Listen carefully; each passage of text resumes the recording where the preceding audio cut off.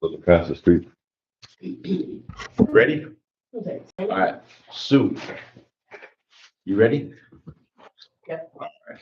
Let's call the zoning board of appeals meeting for Wednesday, January 10th, 2024. To order, would you call the roll, please? Baranski.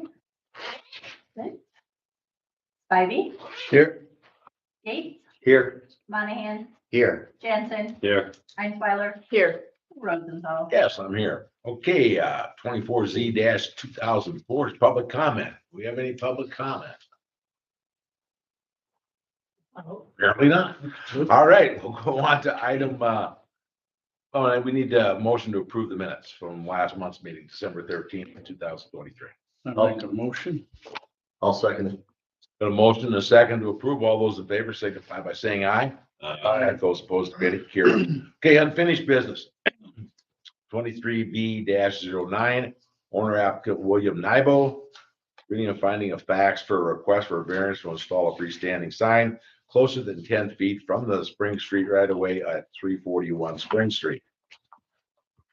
Conclusion. In applying the regulations and pertinent performance standards of zoning ordinance, this particular case, following conclusions are reached. One, subject property is located in the downtown commercial zoning district on Spring Street. Two, the applicant seeks a variance to allow a freestanding sign to be placed within the required 10 feet setback from the Spring Street right of way for a freestanding sign.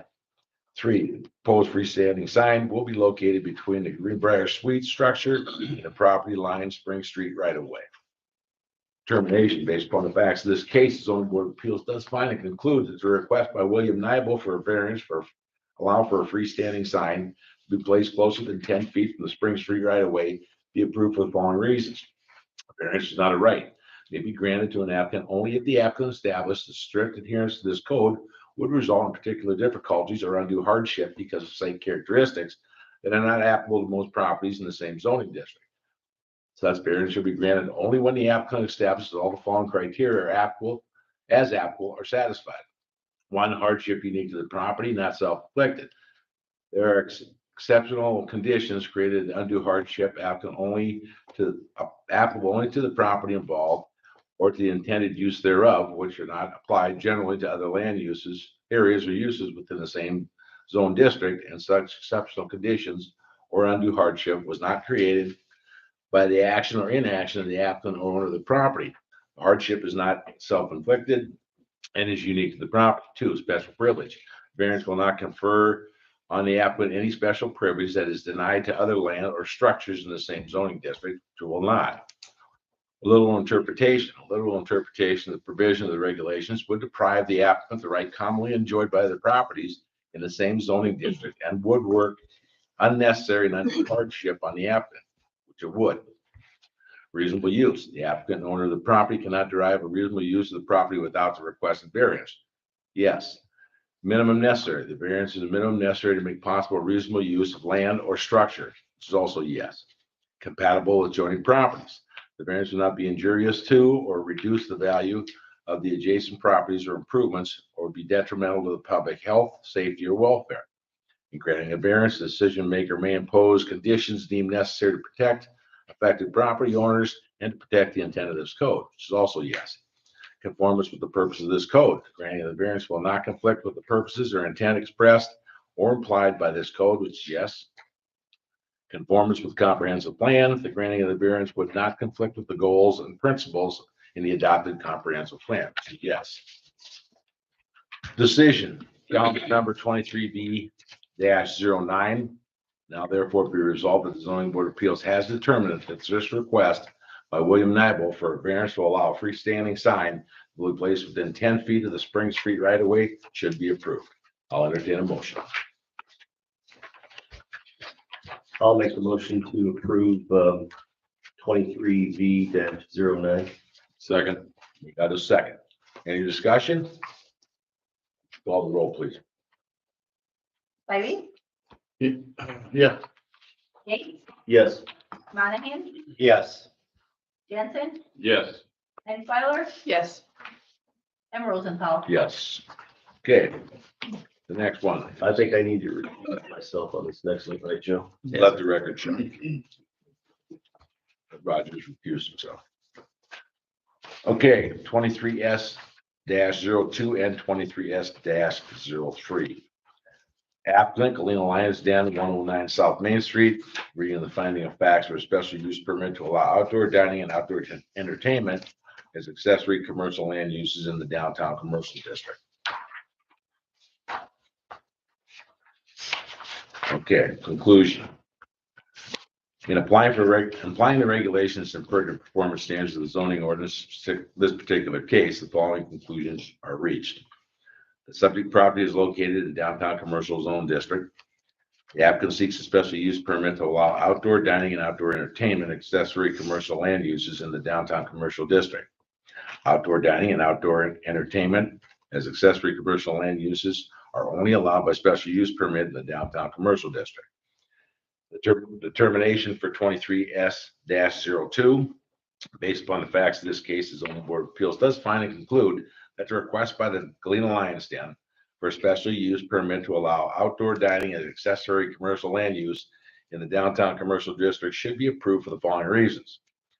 A site plan review met the criteria for this request. The request is compatible with the district standards for the commercial downtown district and is consistent with the defining characteristics of the district. And the specific standards for the downtown commercial district are met. Complementary uses are available as the subject property is located in the downtown commercial district. And request for compatibility with adjoining properties through protection of privacy is met. The element of plan have a minimal negative impact on the use and enjoyment of adjoining properties is met. And the element of plan will coexist in a harmonious manner with nearby existing properties. Determination, decision on calendar number 23S-02. Now therefore be resolved that the zoning board of appeals has determined that this request by the Galena Lions Den for special use permit to allow outdoor dining and accessory commercial land use in the downtown commercial district should be approved. I will entertain a motion on 23S-02. I'll make a motion on 23S-02 to approve. Okay, do we have a second? Second the motion. Any discussion? Call the roll, please. Monahan, Yes. Jansen, Yes. Weiler. Yes. Okay, Yes. sorry. And Rosenthal. Yes. Okay, on 23S-03, What? Oh, sorry. conclusions are the same. Determination, based upon the facts of this case. Zoning Board of Appeals does find and conclude that the request by the Galena Lions Den for a special use permit to allow outdoor entertainment and accessory commercial land use in the downtown commercial district should be approved for the following reasons. The site plan review met the criteria for this request. The request is compatible with the district standards for the downtown commercial district, is consistent with the defining characteristics of the district. Specific standards of the downtown commercial district are met. Complementary uses are available as the subject property is located in the downtown commercial district. Compatibility with adjoining properties through protection of privacy is met. The element of plan have a minimum negative impact on the use and enjoyment of adjoining properties through the given contingencies, and the element of the plan will coexist in a harmonious manner with nearby properties.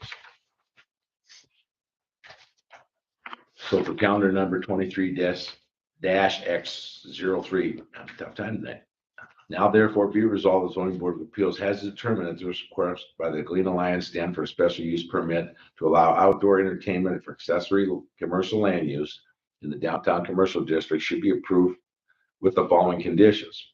1, outdoor entertainment shall not operate past 9 p.m. Sunday through Thursday and 10 p.m. on Friday and Saturday. 2, there should be no sound application, and the outdoor entertainment shall be limited to walking tours. 3, all patrons shall enter and exit through the main street side of the building except for in case of an emergency. 4, no music shall be permitted. 5, occupant load for the permitted space shall be limited by the city of Galena adopted building code. I'll entertain a motion. Move to approve. And a motion to approve. Do I have a second? I'll second it. Any discussion? Call the roll, please. Monahan, Yes. Jansen, Yes. Hinsweiler. Yes. Spidey. Yes. And Rosenbaum. Yes. Okay, under new business, under 24S-01, and this will be a public hearing. Owner and applicant Catherine Exa. John. What? We're gonna get Roger back in here. Oh, let the record show that Roger Gates has rejoined the board. Snuck in on me, right? Okay, owner and applicant Catherine Beza, I'm sorry. Request for a special use permit to operate an Artesian studio at 301 South Dodge Street. Anyone who's, I guess first, anybody who's going to testify have to be sworn in by Mr. Knack. Promise to tell the truth, the whole truth, and that's what the truth. I do. Okay, I'll entertain a motion to open the public hearing. I'll make a motion to open the public hearing. Do we have a second? I'll second the motion. And a second. All those in favor signify by saying aye. Aye. Those opposed, if any, carry. Thank you. Forward. Sure. Just state your name and address for the record, please. I'm Catherine Baxa from 301 South Dodge in Galena. Okay, so explain to us what your plan is. So I do a portion, very small portion of my house for a pottery studio. Where my main intent is to give lessons. I do have a display area. Usually one weekend a month, the group that I'm involved with, the Scenic Art Group of the Driftless area, request that all people that are signed up with them have open studio hours so that the public can come in and see what you do and perhaps purchase artwork. I've only had a handful of people ever show up because of that open house. Anything else? Yeah. Any questions of the board? How often do you say that happens? It's the first weekend of a month. I primarily market out of different places, like I do the Galena Farmers Market. And I have to work over in Dubuque right now at the Smokestack, and I did a show at the Voices with the Scenic Art Group. So, and there's many businesses in Dubuque or in Galena that are part of that. Like Guam Brothers and Riverbend Gallery with Jeffrey Michael and various other places are involved in that. I am not one of the 20 dirty hands people. And this is all located inside the garage. It's actually in my home. It's not in It's the- okay, it's in the home then. All right. Is there, what's the parking situation like? Well, of course, there would be room for about 3 cars in front of my property, but my driveway is pretty big. I could drive 3 or 4 cars in my driveway.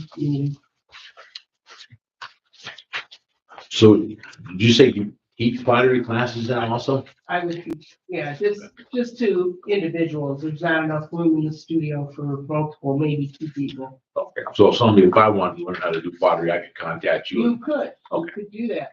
I would give you my card and I'd be really bad at it. So most people are. I couldn't even play with it. I wasn't good with Play-Doh as a kid, so I thought I could do pottery.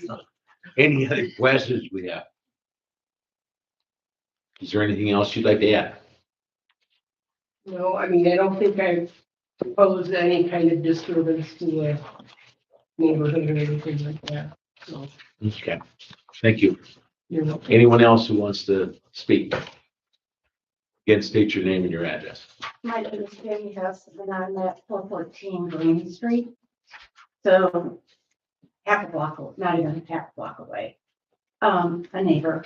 And I have no reason to object from a professional standpoint that Catherine is presenting as an artist. She's a talented artist, she's a considerate neighbor, and I have visibility to Dodge Street as well as the street I live on, Green Street. And I don't see there being any problem with regard to a car parking or any increased unnecessary traffic in the area either. Any questions? That was it. Anything else you wanted to add?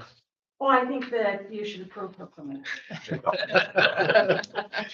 Okay, if that's it, I'll entertain a motion to close the public hearing. So moved. Do I have a second? Second. All those in favor signify by saying aye. Aye. Those opposed, been carried. Now I entertain a motion on the request for special use permit to operate a tea studio at 301 South Dodge Street. I'll make a motion that we approve 24S-01. Request for special permit to operate the artist studio at 301 South Dodge Street. Do we have a second? I second. I have a second. Any discussion? Would you call the roll, please?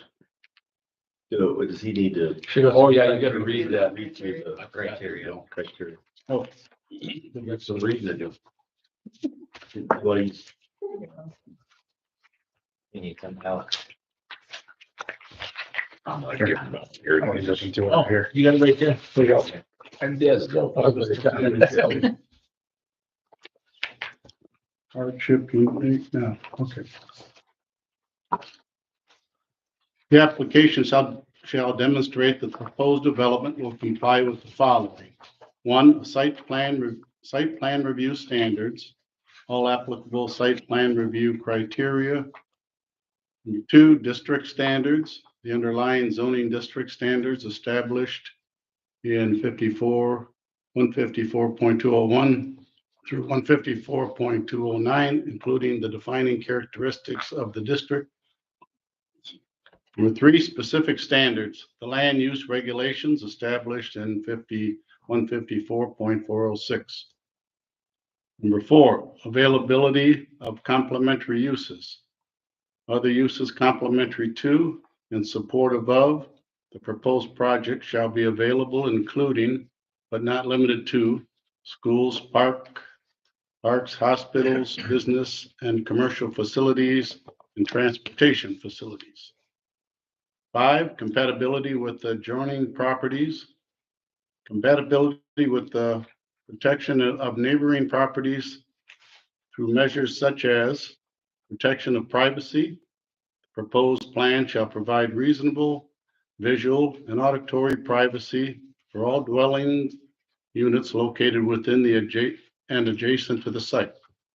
Fences, walls, barriers, and/or vegetation shall be arranged to protect and enhance the property and to enhance the privacy of on-site and neighboring occupants.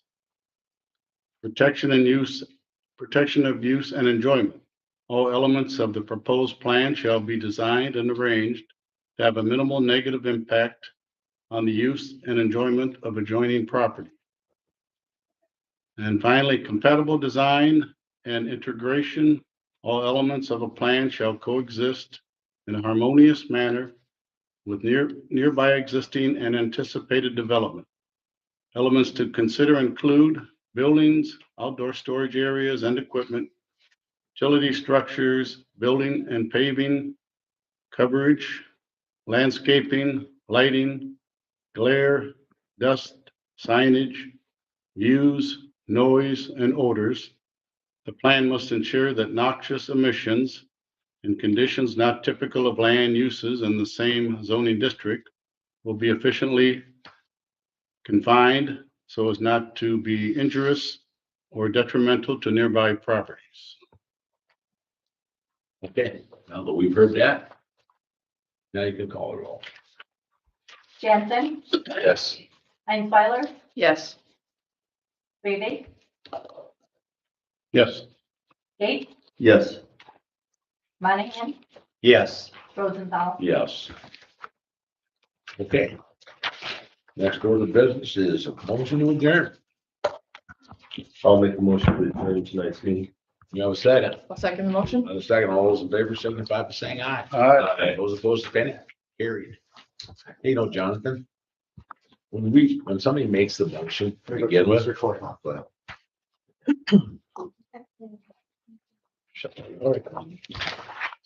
I'm not gonna say anything appropriate.